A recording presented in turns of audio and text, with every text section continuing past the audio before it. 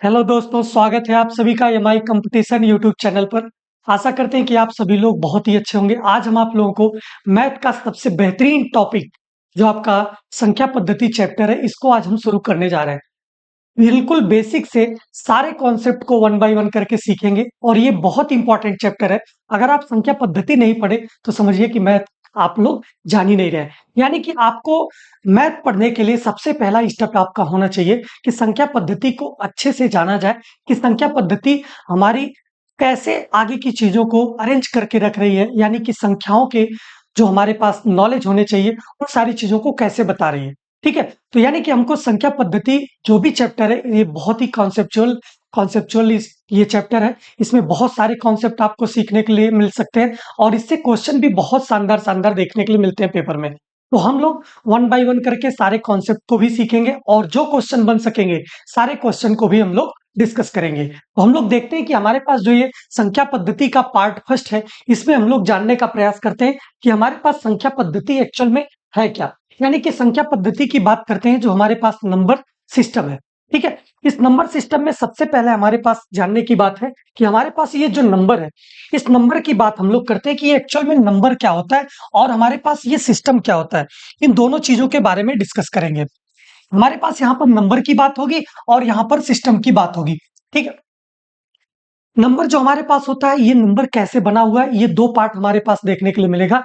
Number जो हमारे पास बनते हैं वो संख्याओं सॉरी, जो नंबर हमारे बनते हैं वो अंकों के माध्यम से बनते हैं। यानी कि जो हमारे पास ये नंबर है अंकों के द्वारा बनता है। और सिस्टम की बात करते हैं तो सिस्टम हमारे पास ये होता है किसी भी चीज का अरेंजमेंट। यानी कि जो आपको किसी भी चीज को अरेंज करने की बात किया जाए या किसी भी चीज को बांटने की बात किया जाए या किसी चीज को एक जगह रख करके उसे प्रदर्शित करने की बात किया जाए, इन सारी चीजों को हम लोग कहते हैं सिस्टम। यानी कि संख्याओं का अच्छे से जो हम लोग रिप्रेजेंट करते हैं, एक क्रम में रिप्रेजेंटेशन होता है, उसे हम लोग कहते हैं नंबर सिस्टम। यानी कि अगर आपसे अगर कहा जाता है कि जो हमारे पास अगर कुछ भी हम लोग नंबर की बात करते हैं, मान लेते हैं हमारे पास 25 है। ठीक है, इस 25 को हम लोग संख्या कह रहे हैं, यही तो हमारे पास ये संख्या है। अब यहाँ पर ध्यान दीजिए, जो यहाँ पर अंक की बात किया जाए, अंक इसमें कौन कौन यूज हुआ है, यानी कि यहाँ पर 2 भी यूज हुआ है और क्या यूज हुआ है, 5 यूज हुआ है। यानी कि इसमें अंकों की अगर बात किया जाए तो अंक इसमें कितने हैं, अंक इसमें 2 हैं।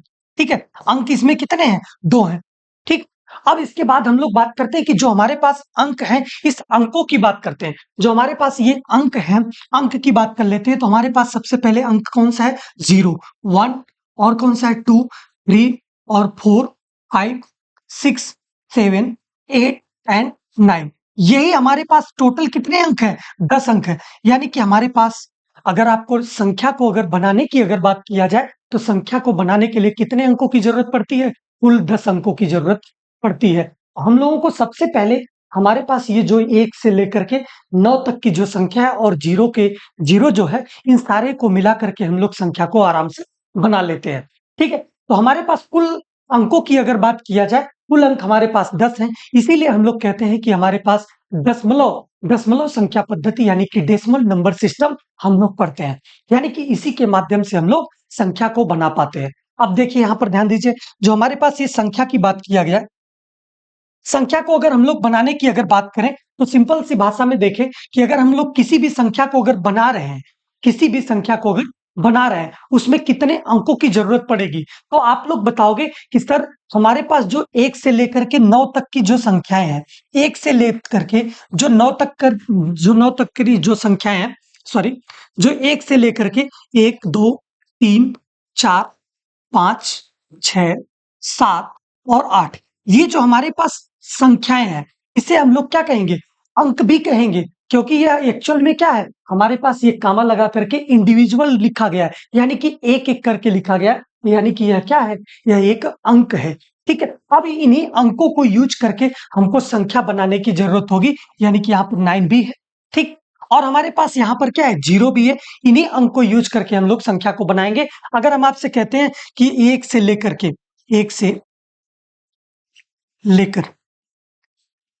लेकर 15 तक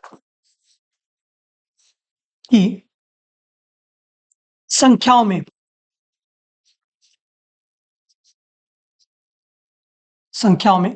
कुल कितने अंक हैं, कुल कितने अंक हैं। ठीक है, तो सर आप बोलोगे कि सर यहाँ पर जो 1 से लेकर के 15 तक की जो संख्याओं की हम लोग बात कर रहे हैं, वहां पर कुल कितने अंक हैं उसको हम लोग कैसे निकालेंगे? स्वाभाविक है मेरे प्यारे साथियों कि 1 से लेकर के 9 तक, 1 से लेकर के 9 तक तो हमारे पास कुल संख्या कितनी हो जा रही है? 9 हो जा रही है। यानी कि 1 से लेकर के 9 तक जो हमारे पास अगर डिजिट की बात किया जाए, यानी कि अंक की बात किया जाए तो कितने हैं? 9 है। अब उसके बाद हमारे पास जो हम लोग 10 से लिखेंगे, यानी कि 10 से लेकर के 15 तक की बात करते हैं, यानी कि 10 से लेकर के 15 तक कुल डिजिट की संख्या कितनी होगी उसको हम लोगों को निकालना होगा। यानी कि कलर चेंज ब्लैक ही सही है ना? ठीक है, कोई जी इरेज कर देता हूं ना, यही कॉम्बिनेशन देखना पड़ेगा ना। चलिए, जो यहाँ पर कह रहा है कि 1 से लेकर के 15 तक की संख्याओं में कुल कितने अंक हैं उसको निकालने की बात हो रही है। तो यहाँ पर आप कहोगे सर कि जो 1 से लेकर के हमारे पास 9 तक की कुल संख्याएँ हैं, उसमें अंकों की संख्या कितनी है? डिजिट हमारे पास कितना है टोटल? 9 अंक है। यानी कि 1 भी इंडिविजुअल है, 2 भी इंडिविजुअल है, यानी कि अकेले-अकेले आ रहा है। इसका मतलब कुल संख्या कुल अंक कितने हैं? 9 हो गए। अब उसके बाद हमारे पास यहाँ पर बात आती है कि 10 से लेकर के हमारे पास 15 तक यहाँ पर कितने अंक होंगे उनको हमको निकालना पड़ेगा। अब यहाँ पर ध्यान दीजिए कि जो हमारे पास 10 है, यहाँ पर बहुत सारे बच्चे कंफ्यूज होंगे कि 10 यहाँ पर है और 11, 12, 13, 14 और 15, यानी कि 5 अंक तो हमारे पास, 5 संख्या तो हमारे पास 11 से 15 तक हो गई और हमारे पास यहाँ पर कितना है? एक संख्या ये भी है। यानी कि यहाँ पर अगर देखा जाए तो हमारे पास डिजिट की बात किया जाए तो हमारे पास कुल संख्या यहाँ पर कितनी है? 6 है। यानी कि 6 तो कुल संख्या हो गई और उनमें डिजिटों की संख्या कितनी है? 2 है। यानी कि 6 2 कितना हो गया? 12। यानी कि यहाँ से हमारे पास 10 से लेकर के 15 तक अंकों की संख्या हमारे पास आ गई 12 और कुल अंकों की संख्या अगर निकालने की बात आ जाए तो हमारे पास यहाँ से 9 कितना है? 9 था और यहाँ पर कितना है? 12 है। तो यानी कि यहाँ से कितना आ जाएगा? 12 और 9 जोड़ेंगे तो कितना आ जाएगा? 21। 21 हमारे पास कुल संख्याएं होंगी जिसके माध्यम से हम लोग 21 हमारे पास अंक होंगे जिसके माध्यम से हम लोग संख्या को आराम से बना पाए होंगे। यानी कि हमारे पास जो 1 से लेकर के 15 तक कुल अंकों की संख्या कितनी हो जाएगी? 21 हो जाएगी। इस प्रकार से हम लोग अंक के बारे में पढ़ेंगे। ठीक है, और हम लोग आपको क्वेश्चन बहुत ही शानदार से शानदार करवाएंगे। जब हम लोग आगे प्रैक्टिस सेट करेंगे उसमें बहुत शानदार आपको क्वेश्चन देखने के लिए मिलेगा कि अंक कैसे हम लोग निकाल पाते हैं। अब फिर से आपको बता दें कि जो हमारे पास ये नंबर सिस्टम है, नंबर सिस्टम क्यों हम लोगों को पढ़ने की जरूरत हुई? नंबर सिस्टम के माध्यम से हम लोग जान पाएंगे कि हमारे पास कौन कौन सी वास्तविक संख्याएं हैं, कौन कौन सी हमारे पास जो वास्तविक संख्याएं हैं, और वास्तविक संख्याओं के माध्यम से हम लोग जानेंगे कि हमारे पास कौन कौन सी हमारे पास प्राकृतिक संख्याएं हैं। प्राकृतिक संख्याओं के बाद हम लोग जानेंगे कि पूर्ण संख्याएं कौन है। पूर्ण संख्याओं के बाद हम लोग जानेंगे कि सम संख्याएं कौन सी है, विषम संख्याएं कौन सी है, और हमारे पास पूर्णांक क्या होता है। इन सारी चीजों के बारे में हम लोग चर्चा करेंगे। तो अभी हम लोग देखते हैं कि हमारे पास जो रियल नंबर है, यानी कि जो वास्तविक संख्या है, वास्तविक संख्या के बारे में हम लोग जानने का प्रयास करते हैं कि हमारे पास जो वास्तविक संख्या है उन्हें हम लोग किसको किसको कहते हैं। सबसे पहले बात आती है कि जो हमारे पास सभी परिमेय संख्याएं और अपरिमेय संख्याएं, उसके साथ साथ हमारे पास जो शून्य होता है, उन सभी संख्याओं को हम लोग कहते हैं कि हमारे पास वास्तविक संख्याएं होती है। यानी कि हमारे पास सभी परिमेय तथा अपरिमेय संख्याओं को वास्तविक संख्या कहते हैं। अब यहाँ पर बात आती है कि हमारे पास परिमेय संख्या क्या होती है, इस परिमेय संख्या को जानते हैं। ठीक है, परिमेय संख्या हमारे पास क्या होती है उसको हम लोग देखते हैं कि परिमेय संख्या क्या होती है। परिमेय संख्या, ठीक है, यानी कि अगर हम लोग बात करें इसकी तो इसको हम लोग कहते हैं रेशनल नंबर। रेशनल नंबर, ठीक है, रेशनल नंबर को हम लोग कहते हैं कि जिन्हें हम लोग पी बटे क्यू के रूप में लिख सके। यानी कि वे संख्याएं वे संख्याएं जिन्हें पी बटे क्यू के रूप में लिखा जा सके। ठीक है, और क्यू हमारे पास जीरो नहीं होना चाहिए, तभी हम लोग उसको क्या कहेंगे कि परिमेय संख्याएं हैं। जैसे अगर परिमेय संख्या की और हम लोग एग्जाम्पल की बात करते हैं, पी बट्टे क्यू के रूप में कह रहा है, यानी कि 3 बट्टे अगर हम लोग 5 ले लेते हैं, एग्जाम्पल हम लोग देखते हैं कि 3 बट्टे 5, ठीक है। 3 बट्टे 5 को यहाँ पर देखा जाए तो हमारे पास यहाँ पर क्या है, पी की जगह पर 3 है और क्यू की जगह पर क्या है, क्यू की जगह पर 5 है। तो यहाँ पर देखा जाए तो क्यू हमारे पास 0 नहीं है, इसलिए हमारे पास जो 3 बट्टे 5 है यह क्या है, परिमेय संख्या है। इसके बाद हम लोग देखते हैं कि जो हमारे पास और भी एग्जाम्पल देख लिया जाए, ठीक है। अगर 22/7 अगर बात किया जाए, 22/7, 22/7 जो ये आपका है, ये भी क्या है, एक परिमेय संख्या है। यानी कि इस प्रकार से हम लोग देख लिए कि परिमेय संख्याएं वे संख्याएं होती हैं जिन्हें p बटे क्यू के रूप में लिख सकते हैं और q वहां पर 0 नहीं होना चाहिए। इस प्रकार से तो हम लोग परिमेय संख्या के बारे में देखें। उसके बाद अब हम लोग देखेंगे कि हमारे पास अपरिमेय संख्या क्या होती है, ठीक है। अपरिमेय संख्या की बात अगर करें तो अपरिमेय संख्या हमारे पास जो होता है, अपरिमेय अपरिमेय संख्या वो होता है कि जिसे हम लोग p बटे क्यू के रूप में नहीं लिख सकते हैं। वे संख्याएं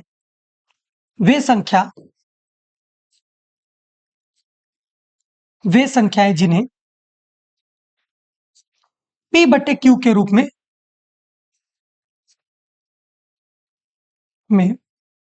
नहीं लिखा जा सके,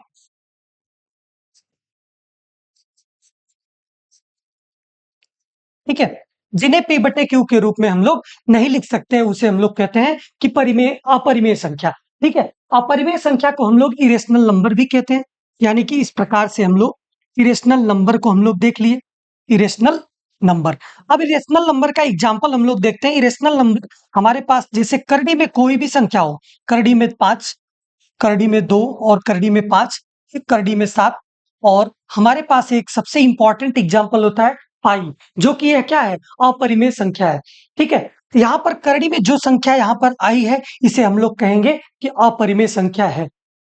अब इसके बाद जानने की बात है कि क्या हमारे पास करड़ी में 4 अपरिमेय संख्या है कि परिमेय संख्या है, इसे जानने की बात है, ठीक है। करड़ी में 4 को अगर बात किया जाए तो करड़ी में 4 को अगर हम लोग इसको अंडर रूट से अगर बाहर करेंगे तो यहाँ पर कितना आ जाएगा, 2, और 2 बटे में हम लोग क्या लिख सकते हैं, 1 लिख सकते हैं। इस प्रकार से अगर कोई कहेगा कि भैया जिसका हम लोग वर्ग निकाल सकते हैं, सॉरी वर्गमूल जिसका हम लोग निकाल सकते हैं, उन संख्याओं को हम लोग क्या कहेंगे, अपरिमेय संख्या नहीं कहेंगे, उन्हें हम लोग कहेंगे परिमेय संख्याएं हैं। जिस प्रकार, तो यहाँ पर हम लोग बात कर रहे थे कि हमारे पास करड़ी में 4 क्या आपका परिमेय संख्या है कि अपरिमेय संख्या है, इसे जानने की बात है।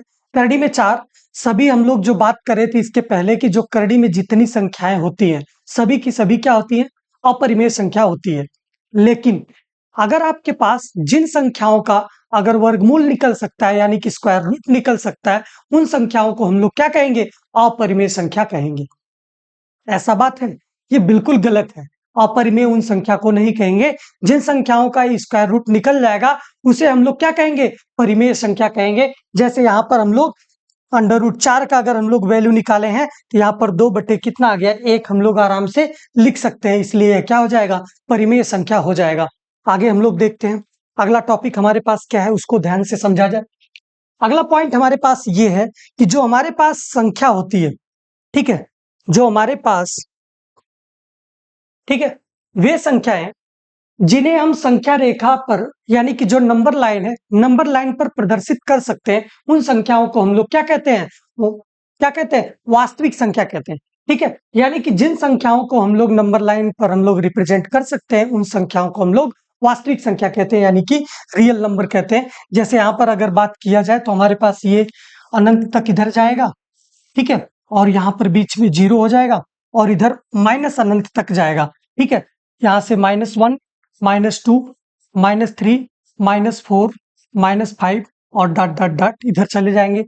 यहाँ पर 1, 2, 3, 4, 5 एंड डॉट डॉट डॉट, और यहाँ पर 6 भी ले लीजिए, कोई दिक्कत नहीं है, हम लोग अनंत तक लेकर के चले जाएंगे। यानी कि जिन संख्याओं को हम लोग संख्या रेखा पर प्रदर्शित कर ले जा रहे हैं, उन संख्याओं को हम लोग कहते हैं कि हमारे पास वह वास्तविक संख्याएं होती हैं, ठीक है। इसके बाद हम लोग आगे देखते हैं कि अगला हमारे पास क्या है कॉन्सेप्ट। उसके बाद हम लोग बात करेंगे कि इमेजिनरी नंबर, ठीक है। इमेजिनरी नंबर को हम लोग देखते हैं कि इमेजिनरी नंबर क्या होते हैं, और इन्हें हम लोग कहते हैं काल्पनिक संख्याएं, ठीक है। काल्पनिक संख्याएं हम लोग उसको कहते हैं कि जिन संख्याओं को हम लोग संख्या रेखा पर प्रदर्शित नहीं कर सकते, उन्हें हम लोग कहते हैं कि काल्पनिक नंबर। यानी कि अगर काल्पनिक नंबर को अगर सिंपल भाषा में अगर हम लोग रिप्रेजेंट करने की बात किया जाए तो हमारे पास करड़ी में क्या होता है, -i, और इसी को हम लोग कहते हैं आई। ठीक है, यहाँ पर हम लोग जो यहाँ पर करड़ी में -1 को ही हम लोग कहते हैं आई, और यही आपके पास क्या है, इमेजिनरी नंबर है। ठीक है, यानी कि हमारे पास अगर बात किया जाए, अगर आपसे कोई कह दे कि भैया -4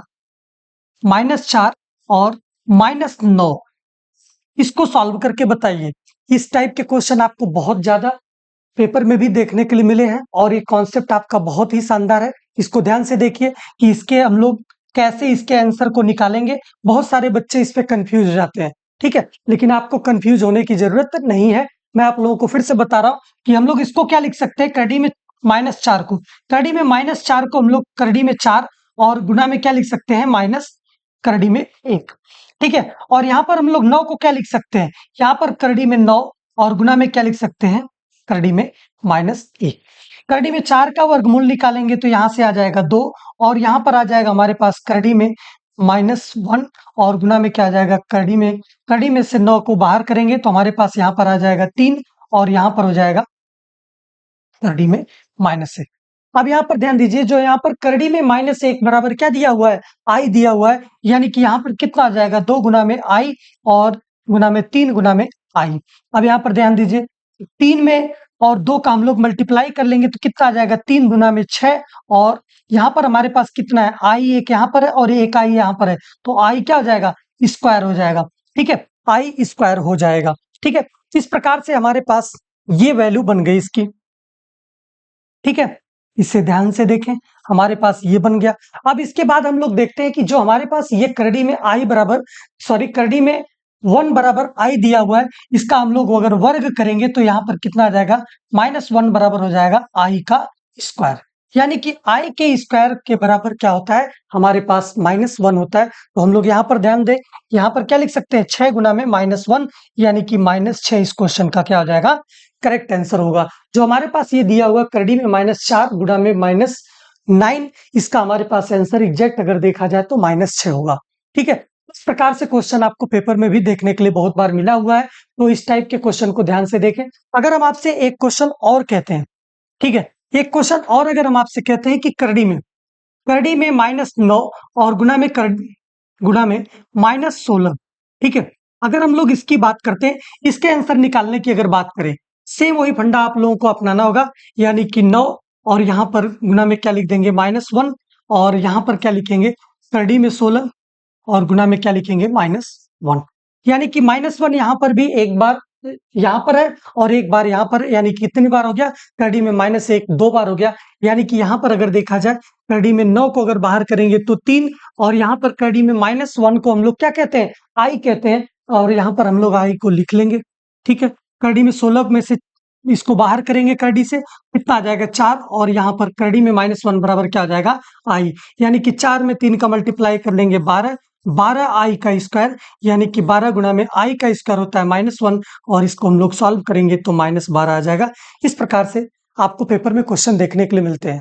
ठीक है, और एक सिंपल से कैलकुलेशन जो है, और ये आपके जो इमेजिनरी नंबर था, जो काल्पनिक नंबर था, इस प्रकार से आपको देखने के लिए मिलते हैं। ठीक है, ऐसे आप डिनोट करिएगा और चीजों को आराम से देखिएगा, और बिल्कुल शानदार तरीके से आपको सारे कॉन्सेप्ट को बताएंगे, और नंबर सिस्टम आपका बहुत ही कॉन्सेप्चुअल है। ठीक है, इसमें सारे कॉन्सेप्ट को आपको क्लियर करने वाले हैं। बस आप लोग चैनल पर बने रहें, वीडियो को एंड तक देखते रहें। चलिए, अब हम लोग बात करते हैं कि सम्मिश्र संख्याएं। सम्मिश्र संख्याएं क्या होती है, जो हम लोग कॉम्प्लेक्स नंबर की बात करते हैं।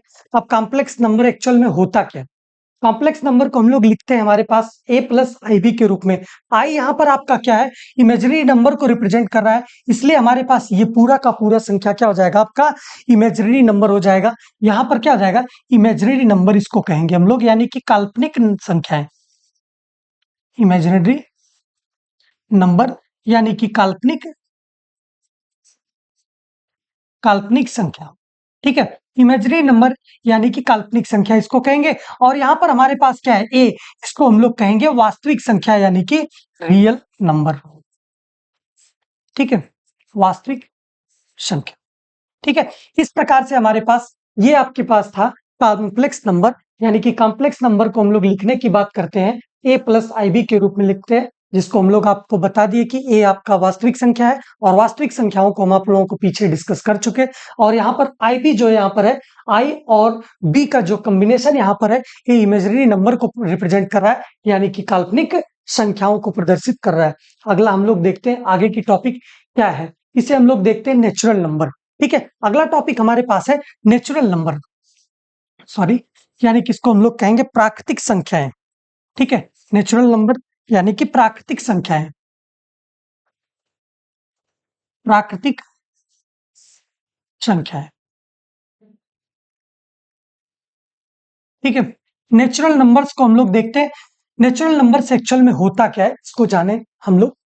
जिन संख्याओं की मदद से हम लोग किसी भी वस्तुओं को, किसी भी सामान को, यानी कि किसी भी चीज को हम लोग गिन सके, यानी कि जिन संख्याओं का उपयोग हम लोग गिनने के लिए हम लोग उपयोग करते हैं, उन्हें हम लोग क्या कहते हैं, प्राकृतिक संख्याएं कहते हैं। वे संख्याएं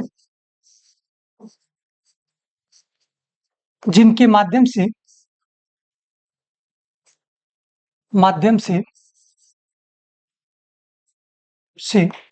गणना करते हैं, गणना करते हैं। ठीक है, उन्हें हम लोग कहते हैं कि नेचुरल नंबर, यानी कि अगर हमारे पास जो एक से लेकर के 1 2 3 4 डॉट डॉट डॉट डॉट अनंत तक की जो संख्या है, उसे हम लोग कहते हैं कि नेचुरल नंबर, यानी कि प्राकृतिक संख्याएं। प्राकृतिक संख्याओं को हम लोग कैपिटल एन से लिखते हैं, और कैपिटल एन से लिखने के बाद हम लोग इसको ब्रैकेट में ऐसे लिखते हैं 1 2 3 4 डॉट डॉट डॉट डॉट अनंत तक, यानी कि इस प्रकार से हम लोग नेचुरल नंबर यानी कि प्राकृतिक संख्याओं को लिखा जाता है। यानी कि प्राकृतिक संख्या जो आपके है, अगर सबसे छोटी प्राकृतिक संख्या की अगर बात किया जाए, सबसे छोटी प्राकृतिक संख्या क्या होती है, अगर कोई पूछे आपसे कि सबसे छोटी प्राकृतिक संख्या है, प्राकृतिक संख्या, तो आप बोलोगे सर सबसे छोटी प्राकृतिक संख्या हमारी क्या होती है, 1 होती है। और सबसे बड़ी प्राकृतिक संख्या की अगर बात किया जाए कि सबसे बड़ी प्राकृतिक संख्या क्या होती है, अगर कोई पूछेगा तो आप लोग बताओगे कि सर सबसे बड़ी प्राकृतिक संख्याएं क्या होती है, अनंत होती है। मेरे प्यारे साथियों, जो आपका ये कॉन्सेप्ट है, जितने कॉन्सेप्ट आपको हम बता रहे हैं यहाँ पे, सारे के सारे कॉन्सेप्ट आप अगर बिना पढ़े अगर आप लोग आगे बढ़ना चाहोगे, मैथ को सीखना, तो नहीं सीख पाओगे। यानी कि आप लोगों को नंबर सिस्टम अगर मैथ को सीखना है तो बिल्कुल जीरो से आप लोगों को सीखना पड़ेगा। यानी कि जीरो से लेकर के हाई लेवल तक जितने भी क्वेश्चन आपको, जैसे कि कोई भी क्वेश्चन हो, अगर एसएससी सीजीएल सीएचएसएल आरआरबी या फिर कोई भी स्टेट एग्जाम हो, सभी एग्जाम के लिए हम आप लोगों को ये मैथ का बिल्कुल बेसिक से हम आप लोगों को पढ़ा रहे हैं, और सभी कॉन्सेप्ट को आपको सिखा करके छोड़ेंगे, ये हमारा वादा है।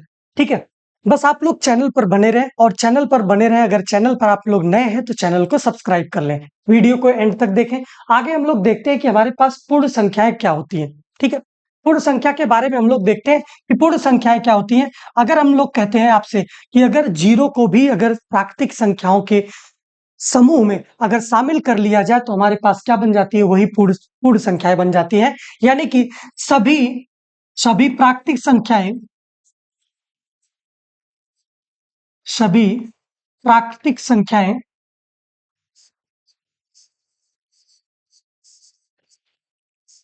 तथा शून्य यानी कि जीरो के समूह को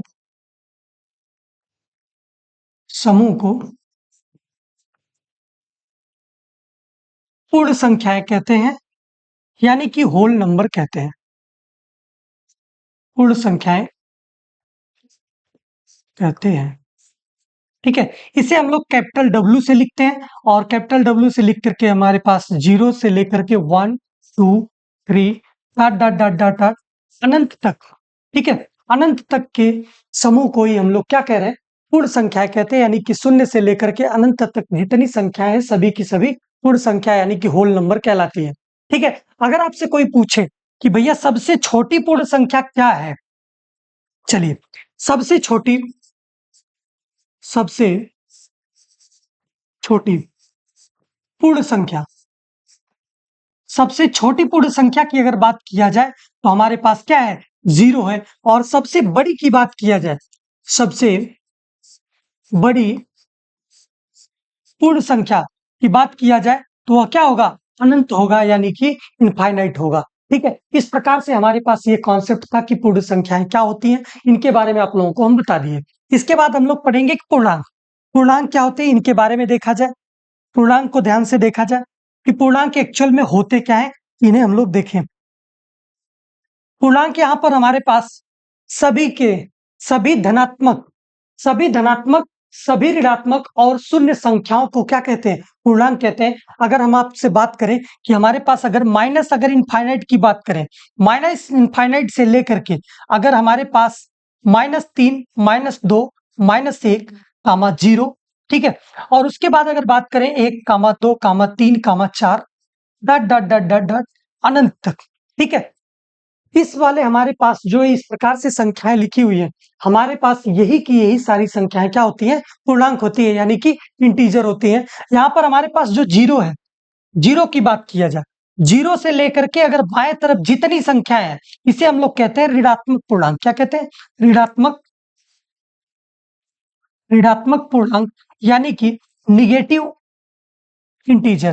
ठीक है, ये होते हैं हमारे पास निगेटिव इंटीजर। ठीक है, निगेटिव इंटीजर्स होते हैं। जीरो से दाहिने साइड की तरफ हम लोग बढ़ते हैं, यानी कि 1 2 3 4 5 डॉट डॉट प्लस इनफाइनाइट तक अगर बढ़ते हैं, उसे हम लोग कहते हैं पॉजिटिव इंटीजर। ठीक है, पॉजिटिव इंटीजर। ठीक है, उसको हम लोग कहते हैं पॉजिटिव इंटीजर, यानी कि जीरो से हम लोग दाहिनी तरफ जाएंगे तो हमारे पास पॉजिटिव आएगा, और जीरो से बाईं तरफ जाएंगे हमारे पास निगेटिव पूर्णांक आएगा। इन्हीं हमारे पास जो समूह है, इसी समूह को हम लोग क्या कहते हैं, पूर्णांक कहते हैं। और सबसे मेन पॉइंट आपका यहाँ पर ये बनता है कि क्या हमारे पास जीरो की बात अगर किया जाए, शून्य की बात अगर किया जाए, तो क्या हमारे पास शून्य धनात्मक है कि ऋणात्मक है? आप लोग बोलोगे सर शून्य न तो धनात्मक पूर्णांक है, धनात्मक पूर्णांक है, और न ही ऋणात्मक पूर्णांक। ठीक है, ऋणात्मक, ठीक है, यहां पर न ही ऋणात्मक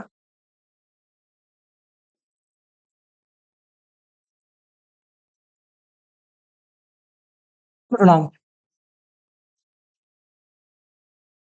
ठीक है, यहां पर हम लोग चर्चा कर चुके कि पूर्णांक क्या होते हैं। सभी के सभी धनात्मक संख्याएं और सभी की सभी ऋणात्मक संख्याएं जीरो के साथ, इन्हीं सभी संख्याओं के समूह को ही हम लोग कहते हैं पूर्णांक कहते हैं। और पूर्णांक में हमारे पास दो पूर्णांक होते हैं, एक होता है धनात्मक पूर्णांक और एक होता है ऋणात्मक पूर्णांक। धनात्मक पूर्णांक यानी कि जो हमारे पास धनात्मक संख्याएं होंगी उन्हें हम लोग धनात्मक पूर्णांक कहेंगे, और जो हमारे पास ऋणात्मक संख्याएं होंगी उसे हम लोग कहेंगे ऋणात्मक पूर्णांक। और यहाँ पर सबसे इंपॉर्टेंट पॉइंट था, हम लोग डिस्कस कर लिए कि शून्य हमारे पास न तो धनात्मक पूर्णांक है और न ही ऋणात्मक पूर्णांक। के लिए इतने ही, और हम लोग मिलते हैं अगले क्लास में। धन्यवाद।